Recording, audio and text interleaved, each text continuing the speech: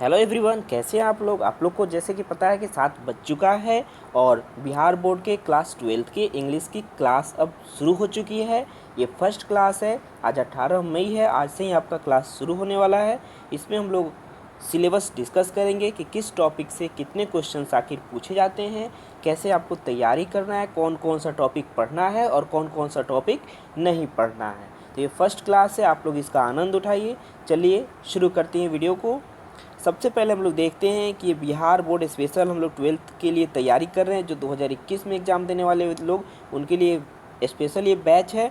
Syllabus और marking scheme को हम लोग देखने वाले हैं, कितने क्वेश्चन पूछे जाते हैं, कितने मार्क्स के क्वेश्चन पूछे जाते हैं, ये सब चीज़। तो आपको पता है कि आपका क्वेश्चन जो है, क्वेश्चन पेपर जो है वो 2 सेक्शन में रहते हैं, एक सेक्शन ए और एक सेक्शन बी। अगर सेक्शन ए की बात करते हैं तो ये ऑब्जेक्टिव होता है और सेक्शन बी की बात करते हैं तो ये सब्जेक्टिव होता है। सेक्शन ए में ऑब्जेक्टिव टोटल कितने पूछे जाते हैं, तो टोटल 60 ऑब्जेक्टिव रहते हैं, 60 क्वेश्चंस होते हैं। 60 में से किसी भी 50 क्वेश्चन का आपको जवाब देना है। और इन 60 क्वेश्चंस में क्या होते हैं कि ग्रामर से टोटल 36 क्वेश्चन होते हैं, 36 क्वेश्चंस होते हैं। और बुक से 24 क्वेश्चंस होते हैं। बुक में कौन कौन सा बुक आपको पढ़ना है, तो बुक में आपको पढ़ना है रेनबो पार्ट टू पढ़ना है। और एक और बुक आता है स्टोरी ऑफ इंग्लिश। ठीक है, तो ये 2 बुक आपको पढ़ना है। अच्छा, ग्रामर की बात करते हैं तो 36 क्वेश्चन और बुक से 24 क्वेश्चंस रहते हैं। तो ये था आपका सेक्शन ए। अब हम आते हैं सेक्शन बी में। कौन कौन से क्वेश्चन पूछे जाते हैं सेक्शन बी में। तो सेक्शन बी में रहता है सबसे पहले ए से यानी निबंध। आपको 5 ऑप्शन दिए गए रहते हैं, 5 टॉपिक दिए गए रहते हैं। उसमें से किसी भी एक टॉपिक पे आपको लिखना है ऐसे। कितने वर्ड्स में, 150 से 200 वर्ड्स में किसी भी एक टॉपिक पे आप ऐसे लिखिए और आपको मिलेंगे कितने अंक, 8 अंक मिलेंगे। आपको मिलेंगे 8 मार्क्स उसके लिए। ये फर्स्ट क्वेश्चंस में जनरली पूछा जाता है। क्वेश्चन नंबर इधर उधर हो सकता है एग्जाम में, लेकिन मेन जो है क्वेश्चन पूछने का तरीका यही रहता है। आगे बढ़ते हैं क्वेश्चन नंबर 2 पे। तो इसमें क्या होता है कि एक्सप्लेनिंग 1 और मोर सेंटेंसेस इन ऑन वर्ड्स। इसमें दो तीन सेंटेंसेस दिए गए रहते हैं, ठीक है। और फिर उसको आपको क्या करना है, अपने ही भाषा में, अपने ही लैंग्वेज में उसको एक्सप्रेस कर देना है। और ये क्या पूछा जाता है, किस चीज़ से पूछा जाता है, प्रोज से। जैसा कि आपको पता है कि आपका जो बुक है रेनबो में 2 पार्ट होते हैं, एक प्रोज यानी कहानी टाइप का जो रहता है, और एक होता है पोएट्री जिसमें सिर्फ कविताएं होती हैं, सिर्फ पोएम्स होते हैं, सिर्फ पोएट्री होते हैं। तो फर्स्ट पार्ट से यानी प्रोज से आपका क्या होता है कि प्रोज से रिलेटेड जो है क्वेश्चंस होते हैं, 4 जो है पूछे जाते हैं, 4 क्वेश्चंस पूछे जाते हैं, यानी चारों जो है लाइंस रहते हैं ऐसे, ठीक है।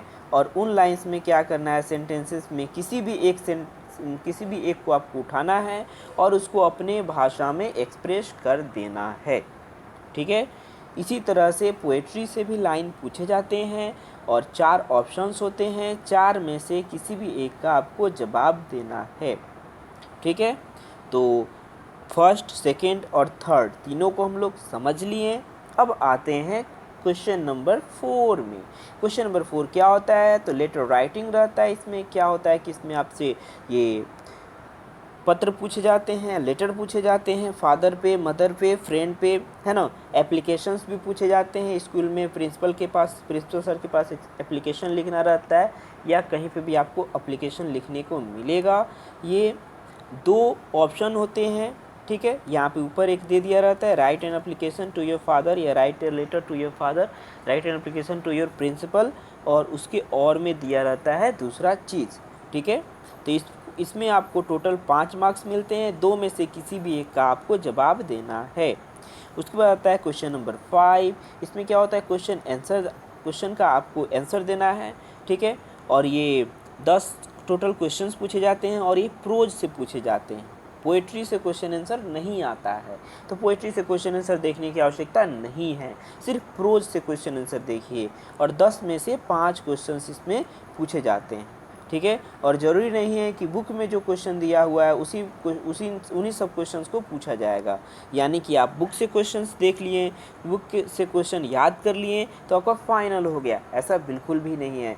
क्वेश्चन कहीं से भी पूछे जा सकते हैं प्रोज से, ठीक है। तो बुक के एक एक लाइन को पढ़ना अनिवार्य है, वो हम लोग पढ़ेंगे भी, ठीक है। तो टोटल 10 क्वेश्चन पूछे जाते हैं, 10 में से किसी भी 5 का जवाब देना है।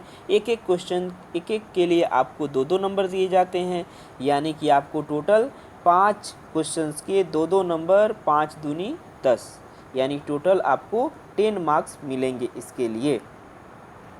अब आते हैं क्वेश्चन नंबर 6 में। तो क्वेश्चन नंबर 6 क्या होता है, क्वेश्चंस का ग्रुप होता है, 5 टोटल क्वेश्चन का ग्रुप्स होते हैं, जिसमें से 3 को का जवाब देना है, किसी भी 3 का आपको जवाब देना है, आपको मिलेंगे 15 अंक, ठीक है। आते हैं हम लोग सबसे पहले यहाँ पे, देखिए समरी, प्रोज से पूछता है इसमें समरी, जो कि 3 ऑप्शन दिए गए रहते हैं, 3 चैप्टर का उसमें नाम लिखा गया रहता है, और उन तीनों में से किसी भी एक पे आपको क्या करना है, लिखना है समरी, जो कि प्रोज से लिए गए रहते हैं। उसके बाद में आपसे पोएट्री से भी 3 जो है ये लेसन को उठाया गया रहता है, 3 पोएट्री को उठाया गया रहता है, उसमें किसी भी एक का आपको देना है, समराइज़ करना है, समरी लिखना है उस पर। और फिर उसके बाद आते हैं सी में। तो सी क्या होता है, स्टोरी ऑफ इंग्लिश से क्वेश्चंस रहते हैं, स्टोरी ऑफ इंग्लिश से 3 क्वेश्चन रहते हैं, तीनों में से किसी भी एक का जवाब आपको देना है। उसके बाद आता है मैचिंग टेस्ट, जिसमें एक तरफ लिखा रहता है लेखक का नाम यानी राइटर का नाम, और एक तरफ लिखा रहता है चैप्टर का नाम, ठीक है। एक तरफ राइटर का नाम या पोएट का नाम, और एक तरफ लिखा रहता है चैप्टर का नाम, कौन किस चैप्टर को लिखे हैं, किस लेसन को लिखे हैं, किस पोइट्री को लिखे हैं, किस ऐसे को लिखे हैं, उसे आपको मैच कर देना है, ठीक है। मैच करना है और उसी के अकॉर्डिंग आपको लिख देना है। तो बहुत ही शानदार रहता है, बहुत ही कम लोग इसको छोड़ते हैं, ठीक है।